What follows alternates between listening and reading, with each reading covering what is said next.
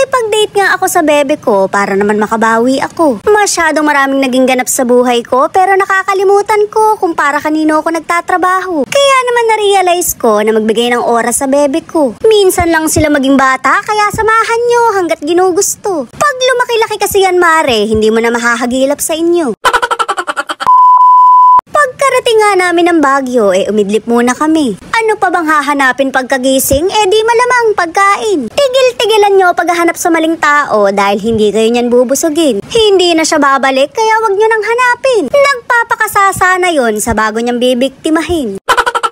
Napakalamig nga rin sa taas kaya dito kami pumuesto. Malakas ang hangin dito pero mas malakas pa rin yung hangin ng kakilala mo. Syempre kwento niya yan kaya hindi siya magpapatalo. Kaya oo ka na lang ng oo kahit alam mo naman yung totoo. Gulatin mo siya mare at kabud mo na lang utangan. Ewan ko na lang talaga kundi maghirap-hirapan.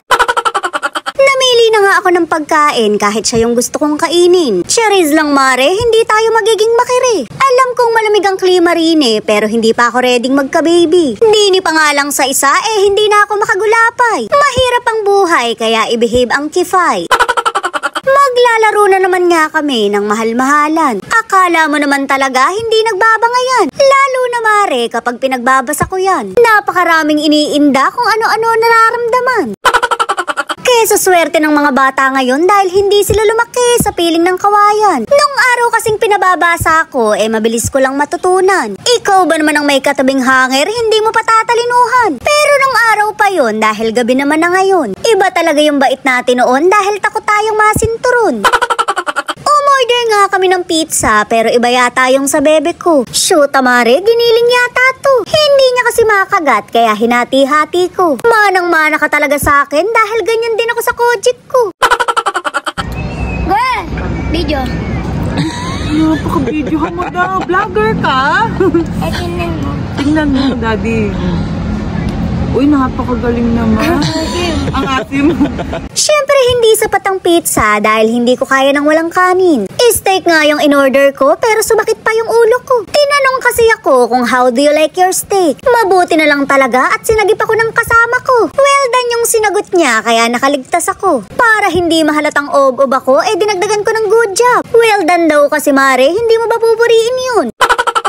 Huling-huli nga sa camera, pangalawang rice na niya. Masarap ba yung food? Apa. Masarap yung food? Ito. Oh, gaano kasarap? Paano yung sarap? Uy, galing pala, ganun kasarap.